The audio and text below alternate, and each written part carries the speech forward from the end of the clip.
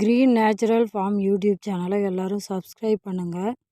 என் கையில் வச்சுருக்க செடி என்னன்னு கேட்டிங்கன்னா சுக்காங்காயின்னு சொல்லுவாங்க. இது வந்து சுக்காங்காயின்னு சொல்லுவாங்க.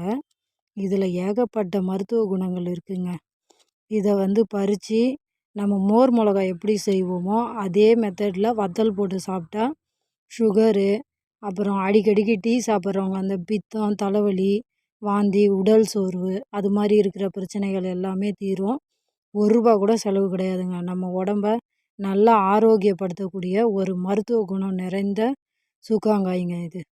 இது தானாக நிலத்துல விளையும். நீங்கள் விவசாயம் பண்ணுறீங்கன்னா உங்கள் நிலத்துல தானாகவே விளையும். விதை போட வேணாம், களை வெட்ட வேணாம், தண்ணி பாய்ச்ச வேணாம்.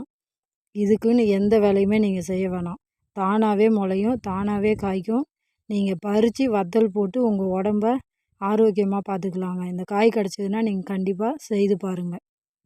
சுக்காங்காய் இலை வந்து இது மாதிரி தாங்க இருக்கும். அதனுடைய பூ வந்து வெள்ளரி பூ மாதிரியே இருக்கும். இந்த பாருங்கள், க்ளோஸ்அப்பில் காட்டுறேன். நீங்கள் மல்லாட்டை போடுறவங்களா இருந்தால் உங்கள் நிலத்துல தானாகவே இந்த கொடி அதிகமாக வரும்.